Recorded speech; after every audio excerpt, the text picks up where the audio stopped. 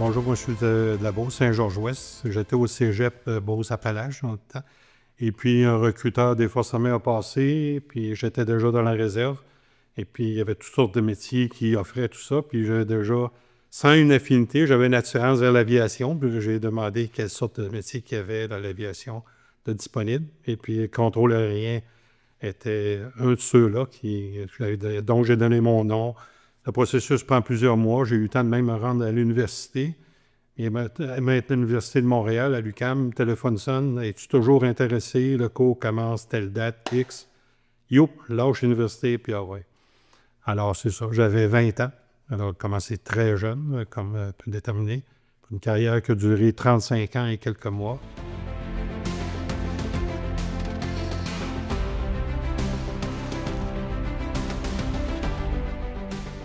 Le rôle de contrôle aérien en particulier, c'est de veiller au bon déroulement de trafic dans les aéroports achalandés et dans les airs, bien sûr, et de façon sécuritaire, pas qu'il y ait de collision, etc.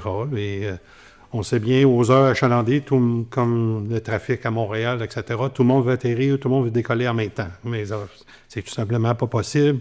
Alors, il faut un ordre là-dedans. Les contrôles aériens dans l'Air Canada, il y en a plusieurs différents types. Typiquement, dans une tour de contrôle, tu as des contrôleurs sol, tu as des contrôleurs air.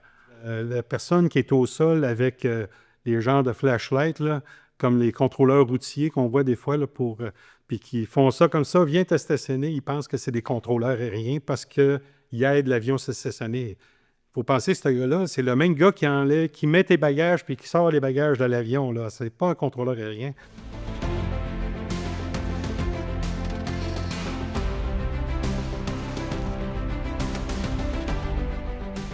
Côté anecdote, moi, c'est quand j'étais à la tour de contrôle de Trenton, il y avait un vol des Coast Guard, les gardes-côtes américains qui s'en venaient. Il était environ 10 000 en finale. Il appelle, il dit ouais, on a un moteur qui vient d'arrêter. Là. C'est que je dis voulez-vous que je sorte les véhicules d'urgence? Ça ne coûte rien, surtout une base de métal. Les véhicules d'urgence sont au bout de la piste. Les pompiers, l'ambulance va venir, la police, etc. C'est tout juste au cas. Non, non, non, c'est pas une urgence. Faites-vous-en pas, monsieur, tout ça. OK. Mais nous autres, on a le doigt contrôleur, on a plus le doigt lourd, là, on a pesé sur le bouton d'urgence. Là, tout d'un coup, une minute ou deux plus tard, là, il était rendu comme 4-5 000 en finale. Tour de Trenton, US Guard, blablabla. J'ai dit oui. Ben là, ils ont un deuxième moteur qui vient d'arrêter. C'est que là, ici, je pense que c'est une urgence. C'est ça qu'on dit, c'est bien mieux prévenir que guérir, tout ça. Puis bon, il a atterri, ça a été correct, là, finalement.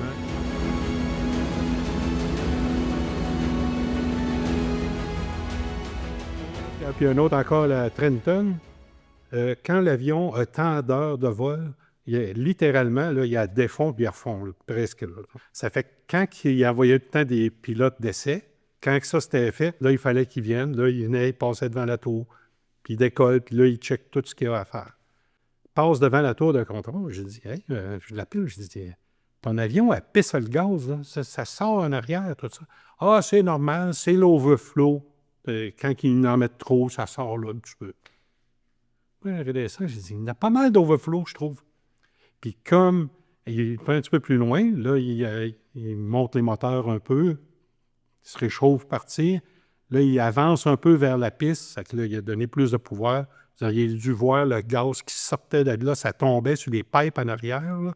Puis là, le feu, ben, il s'éteignait au fur et à mesure parce qu'il brûlait, mais à un moment donné, j'ai dit au pilote, il dit, ça regarde mal en maudit. Prochaine chose que tu vois, le cockpit trouve, puis le gars saute en bas de l'avion. Là, j'ai fait venir les pompiers qui ont arrosé l'avion, tout ça, puis l'avion a été remorqué. Puis l'autre affaire à Trenton encore, ça en passait toutes sortes de choses à Trenton. À Trenton, elle était environ à 40 minutes de vol ou quelque chose comme ça de la base de Kingston. La base de Kingston, avant, il y avait aussi un aéroport militaire, bien, toujours là, mais elle n'a pas été exploitée comme Trenton avec des pistes rallongées, puis tout ça. Donc, il n'y avait plus d'activité tant que ça, sauf des petits avions comme ça. Mais vu du haut des airs, à quelqu'un qui ne connaît pas ça, les gens pensent qu'ils sont à une place, mais ils sont à l'autre. Et puis, à un moment donné, le téléphone sonne, Ça donne bien, c'est une francophone qui répond, France Veilleux. Elle répond, Lieutenant Poulin, y a-tu un avion ici? Parce que Kingston l'appelle, il y a un gars qui l'appelle, puis dit qu'il est là, puis qu'il va atterrir, mais lui, il voit personne. Bien, quand même, il voit. Puis il y a un gars qui l'appelait, mais il dit qu'il n'est pas ici. C'est que là, tout de suite, il dit, il doit être à Trenton. Mais moi, je venais juste d'autoriser un 707 de décoller. Fait que là, j'ai eu l'instinct de regarder, puis il y en avait un Cessna qui atterrissait dans le contraire à l'autre piste. Fait que là, j'ai crié dans le micro, abort, abort, abort. Il a freiné, les deux avions ont fait chut, comme ça.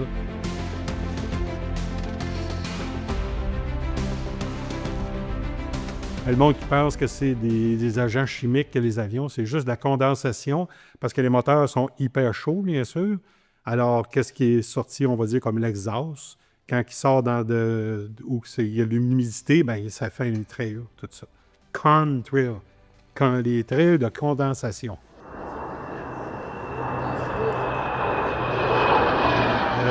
Quand j'étais à la tour de contrôle de Bagotville, la piste principale était fermée, donc il a décollé de la plus petite piste.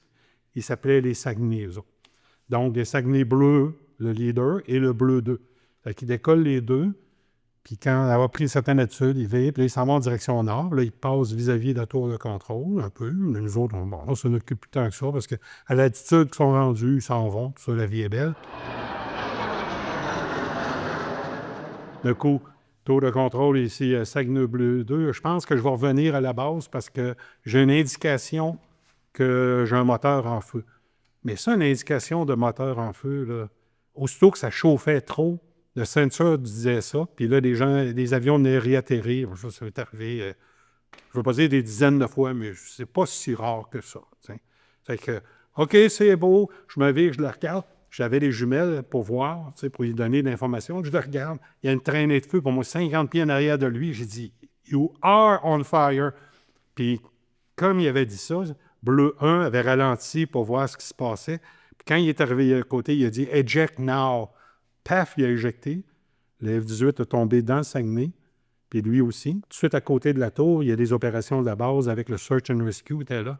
L'hélicoptère, moins de 2 minutes après que j'avais pesé sur le bouton, l'hélicoptère levait du sol. L'hélicoptère était à l'arrêt, là. Les gars ont couru, ont parti l'hélicoptère. L'hélice commençait juste à virer, là.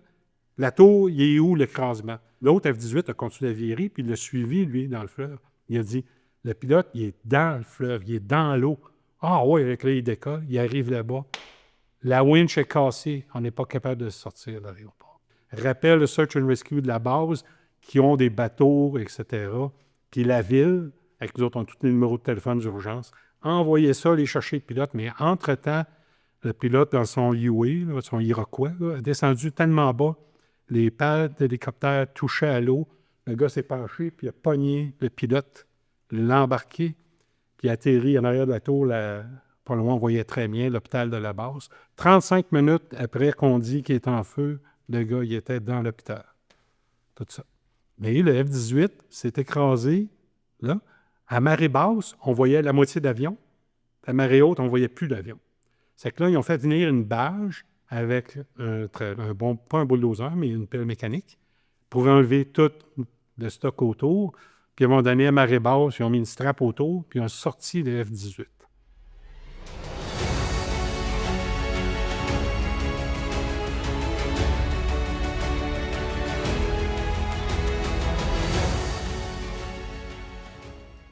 Quand j'étais au centre de contrôle de Montréal, il y a un avion qui son identificatif, c'était Québec Éco, les 3 dernières lettres.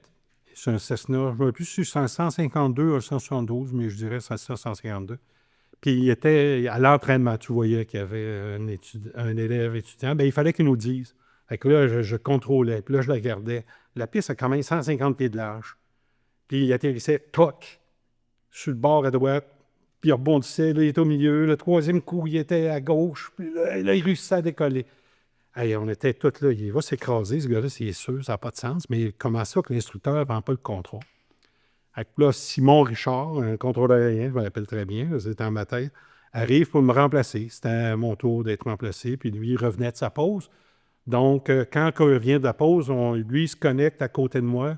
Là, j'ai dit, bon, ces pistes en usage, les vents sont comme ça.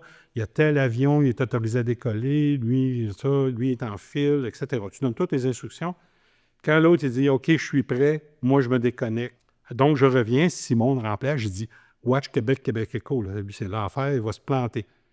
Il fait le tour, il fait son circuit, le prochain coup, bang, bang, paf, l'avion sur le dos. Les deux portes rouges, les gars sont en courant. On appelle les pompiers parce qu'il y a toujours possibilité de feu, tout ça. Et aussi, quand un petit avion de main s'écrase, bien, elle va tordre, hein, etc. Donc, il y a tant de possibilités que les gens sont pris en dedans. Puis là, c'est feu, pomme, c'est tant pis. Mais c'était tellement comique parce que j'ai à peine dit, là, il va se planter, ce gars-là. Je me décroche, je fais 2 pas. Il dit, Michel, bang, bang, bang, tac. Comique demain, ça n'a pas d'allure.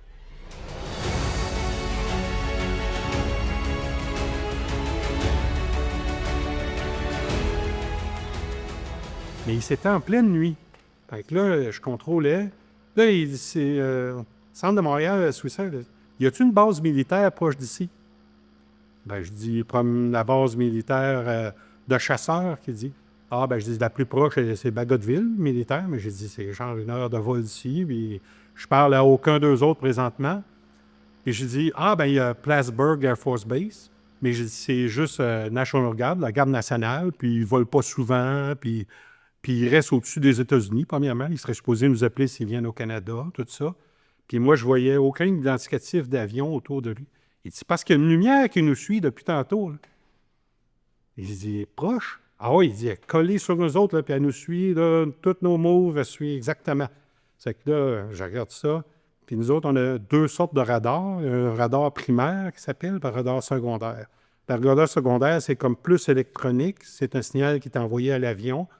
Et l'avion a une boîte électronique qui renvoie le signal. Le radar primaire, c'est vraiment comme dans les films, tu vois le pip, tu sais, ça, là, un peu comme les sous-marins, mettons, là, tu vois le bip. Tu sais pas c'est quoi, mais tu vois qu'il y a quelque chose là. Hein, je regarde sur mon radar primaire, je vois rien. Sur le radar secondaire, je vois rien. Je vais voir le contrôleur aérien à côté qui utilisait un radar différent. Moi, j'avais le radar de Mirabel, de Trudeau. Il y avait un radar de Trudeau et le radar primaire de Trudeau. Mais lui, il utilisait le radar de Mirabel, plus longue portée. Mais à cause que l'angle est différent, des fois, c'est pas impossible que lui peut voir quelque chose que moi, je vois pas. Mais juste pour des brefs instants, là, parce que la couverture était presque identique. Il me dit, je vois rien, Michel, il n'y a absolument rien, là. Là, je demande à l'autre, là, tout le temps, à ce temps-là, il se passe quelques minutes, je demande à Swissair, je dis, tu vois-tu encore l'objet? Oui, oui, il est juste à côté de l'hôtel, là, il nous suit depuis tantôt. Bon, ben j'ai dit, je vais chercher on appelle ça un occurrence report, un rapport d'événement, d'incident, quelque chose. Je sors ça, je dis, voulez-vous rapporter un OVNI, un UFO, tout ça, quelque chose? Ça a pris quelques secondes. Je dis, non, never mind, oubliez ça, oubliez que je vous ai dit ça, là, c'est fini, on n'en parle plus. C'est fini, là. Je suis sûr qu'ils ne voulaient pas être interrogés ou tout ça, de qu'est-ce qui s'est passé là. Ils passaient ça sous silence, tout ça. Donc, croyez-vous aux ovnis ou pas? Ben après cet incident-là, il faut quasiment croire que oui. Mais en tout cas...